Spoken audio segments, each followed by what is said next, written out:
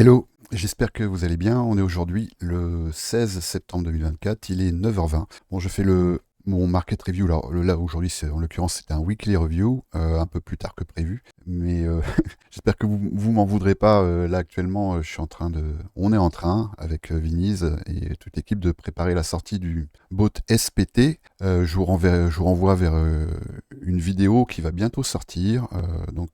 Si c'est pas déjà le cas, n'hésitez pas à vous abonner, à activer la cloche des notifications parce qu'il y a une vidéo qui va arriver dans très peu de temps et qui va présenter ce bot SPT qu'on a déjà partagé dans le Discord avec notamment les membres du salon VIP et puis les élèves. Donc pour l'instant, cette vidéo elle n'est pas encore publique, mais elle va l'être là incessamment sous peu. Alors, j'ai attendu lundi matin, j'ai attendu ce matin parce que je voulais quand même attendre les clôtures weekly sur les cryptos.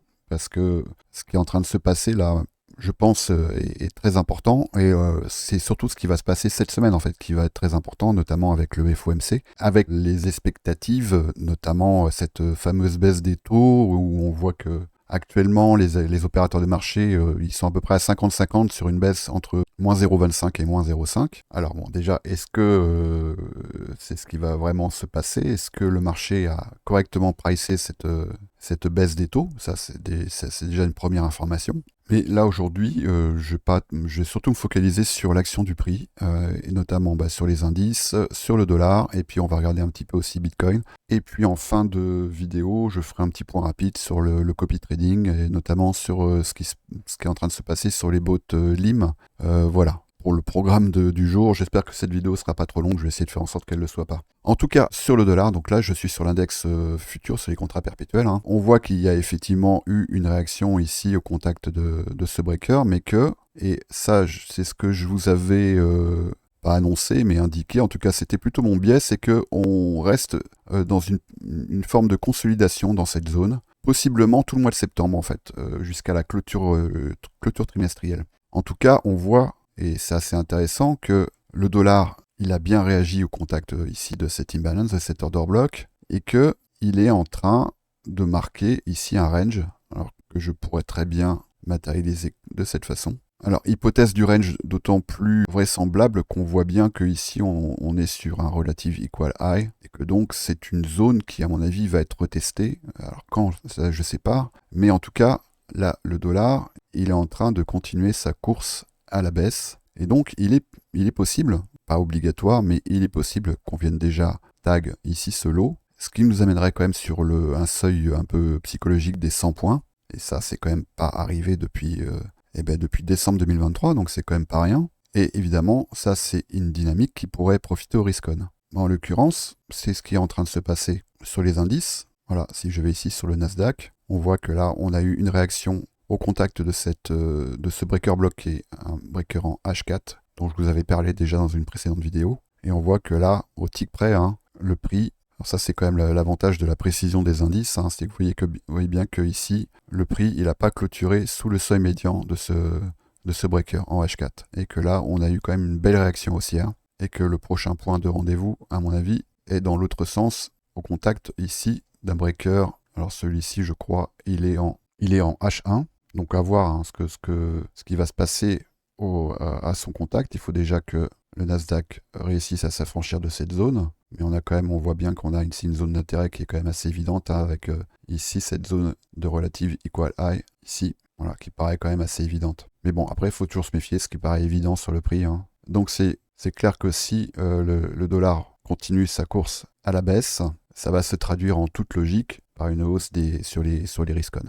Alors peut-être pas tous les risk-on, parce qu'il faut bien regarder maintenant. On va aller voir un petit peu ce qui se passe notamment sur Bitcoin. Et là, c'est quand même un petit peu moins sexy ce qui est en train de se passer. Mais il va falloir qu'on attende un petit peu la résolution ici de cette bougie daily. Parce que là, on a ici une bougie impulsive.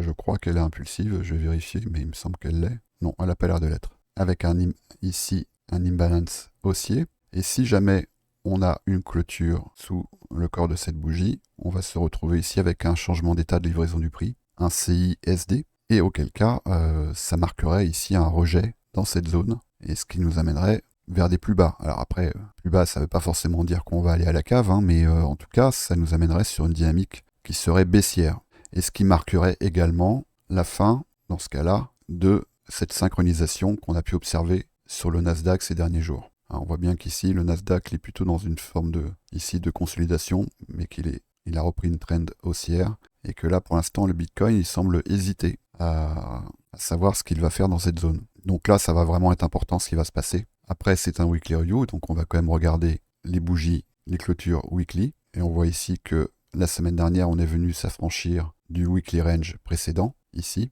on est venu là prendre une zone de stop au-dessus de la bougie de la semaine précédente, et que là, a priori, pour l'instant en tout cas, on semble observer une réaction baissière de Bitcoin au contact de cette BSL ici. Voilà, donc après, on est lundi. Comme tous les lundis, il est plus prudent quand même de voir un peu le programme qui est en train de s'engager. Il ne faut pas oublier que le lundi, c'est là qu'on va marquer ce qu'on appelle le Monday Low, le Monday High. Donc on va déjà observer ce range qui va être créé par cette fameuse journée, cette fameuse première journée de la semaine. Alors ça ne veut pas dire qu'on ne peut pas trader, on peut tout à fait trader ce qu'on voit, mais c'est sûr que c'est quand même plus prudent et moins risqué de laisser le prix un peu montrer sa main. On voit qu'ici, en 5 minutes, on est ici sur la London, il semble vouloir aller conquérir le sommet de la session asiatique, et on va pouvoir déjà observer ici, au contact de cette session asiatique, de ce high de la session asiatique, ce que le prix va opérer. Si on s'en tient à la dynamique dans laquelle on est inscrit actuellement, c'est un peu ici que ça va se passer en fait. C'est-à-dire que si on a un rejet ici sur le high de la session asiatique, ça va venir acter à ce moment-là ce changement d'état de livraison du prix ici. Voilà, donc là ça va vraiment être important. Donc c'est ce qu'on va observer. Pour l'instant, moi je ne vais rien engager ici. En l'état actuel des choses, je ne vais rien engager ici. Je préfère attendre, quitte à louper une partie du mouvement, que le marché montre sa main. Donc voilà ce que j'ai à dire pour aujourd'hui. Il ne faut pas oublier que mercredi 18 septembre, on a le FOMC. Ça va être un événement certainement majeur dans ce cycle du marché, en admettant qu'il y ait vraiment la première baisse des taux d'intérêt. En tout cas, c'est ce que le marché est en train de pricer. Vous voyez, il est en train de pricer ici une baisse des taux de 0,25 points. Donc d'ici là, il y a quand même de fortes chances pour qu'on soit plutôt dans un environnement de création de liquidité. Donc ça invite vraiment à beaucoup de prudence. Donc là, pour l'instant, c'est ce que je vous invite vraiment à observer attentivement. C'est la réaction du prix là au contact de cette imbalance. Soit effectivement, on voit que là, cette bougie daily, elle opère un rejet, auquel cas on n'aurait pas de clôture sous ce seuil médian, c'est-à-dire sous les 58 985, auquel cas ça pourrait nous indiquer ici une confirmation de l'autre CISD qu'on avait pu observer, en l'occurrence sur la journée du 9 septembre. On voit bien ici, bougie impulsive, un imbalance qui a été complètement avalé, création d'un autre imbalance ici qui forme un IFVG ici, et on voit bien retest de cet IFVG et réaction haussière. Donc voilà, ce qu'on va observer maintenant, c'est si on n'a pas la dynamique contraire dans cette zone. Et ça, ça sera probablement, je pense aujourd'hui, qu'on va être fixé. Donc à partir du moment où on va être fixé, on va pouvoir établir un biais qui sera soit baissier, pour peut-être venir retester cet IFVG, parce qu'un IFVG peut tout à fait être retesté, et auquel cas on pourrait observer ici la réaction du prix. Est-ce que il vient de traverser, clôturer sous cet IFVG, auquel cas ça nous amènera probablement sous ce low weekly à 52 500. Soit on peut observer ici une réaction de retest et un rejet, et auquel cas ça pourrait nous amener au retest de cette imbalance ici, au-dessus des 61 180 à peu près. Voilà ce que je vais dire pour la lecture du prix. Alors maintenant, ce qui concerne le copy trading. Donc ça, c'est l'annonce que j'ai faite ce week-end, dans une vidéo qui pour l'instant n'est pas encore publique, mais elle le sera bientôt. Donc on va sortir très prochainement un bot qui s'appelle SPT pour Swing Position Trading, et dont l'objectif est de capturer les changements de tendance du marché. C'est un bot qui offre de très bons résultats, et vous pourrez voir les détails de ce bot lorsque cette vidéo sera publiée. En ce qui concerne les bots LIM, là, ils se sont pour la plupart engagés assez profondément, et ce qui est une bonne nouvelle. Je reçois pas mal de messages de gens qui s'inquiètent. Oui, je suis en perte. Oui, c'est normal. Il faut être en perte sur ce bot pour être en gain, d'où son nom. LIM, je rappelle, ça veut dire less is more. C'est-à-dire que plus le prix baisse, plus il va engager de capital, plus il va moyenner le prix à la baisse, et plus la prise de profit sera substantielle et intéressante. Et c'est ce genre de mouvement d'ailleurs qui fait l'essentiel de la performance de ce bot.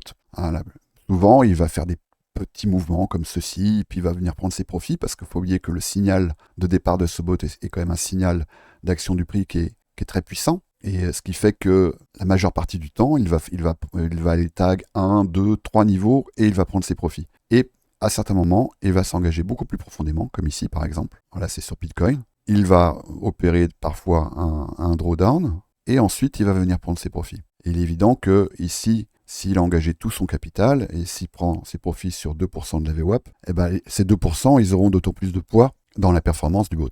Alors là, dernièrement, on a eu quelques TP, on en a eu sur XRP, on en a eu également sur BGB contre Ethereum, TRX contre Ethereum. Voilà, ici. On en a certains qui sont pas loin de prendre des profits. AR, par exemple, et on n'est pas très loin. BGB, je crois, a commencé à s'engager un peu plus profondément, mais il n'en est pas très loin non plus. D'autres sont dans une phase de drawdown qui commence maintenant à durer un petit peu, comme Ethereum, par exemple, qui est en drawdown depuis le 6 septembre et qui attaque son dernier niveau. Donc là, forcément, ça a ramené le prix d'achat, le prix de prise de profit à 2470 à peu près, 2469. Donc là, on est à 2298. Donc il pourrait évidemment aller plus bas, c'est tout à fait possible, sachant qu'il y a encore un niveau à tag. Donc pour l'instant, on est dans quelque chose qui est normal. Alors la nouveauté sur ces botlims, c'est que au fur et à mesure que je collecte des datas, je commence à actualiser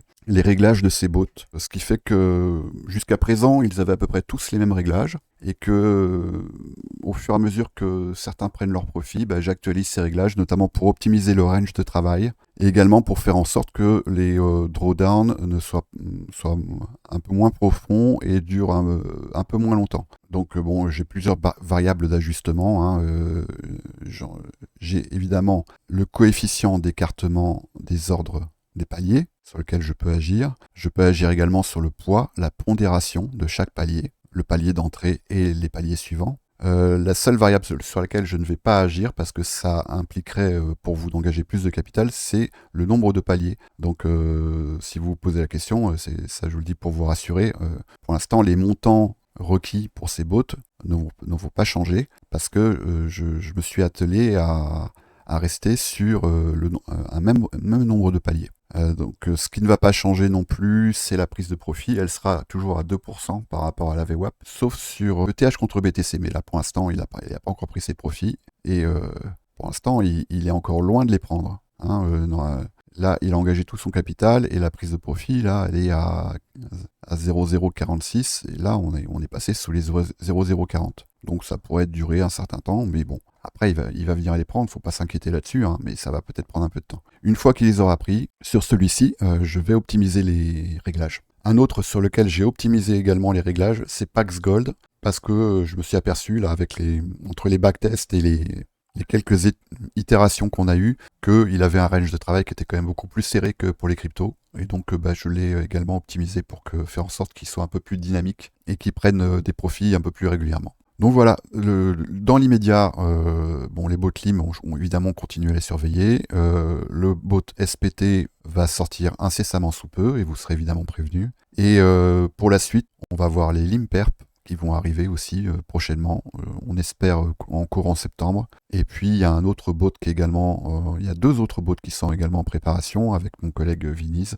Un qui s'appelle le CAP, qui est un bot de suivi de tendance. Et puis pour le Viniz également en train de préparer un autre bot dont il vous parlera en temps voulu. Donc si ce n'est pas déjà fait, évidemment, vous pouvez nous rejoindre dans le salon VIP, où vous serez évidemment les premiers prévenus, et vous serez en priorité sur les listes d'attente qui seront de toute façon mises en place pour le lancement de ces bots.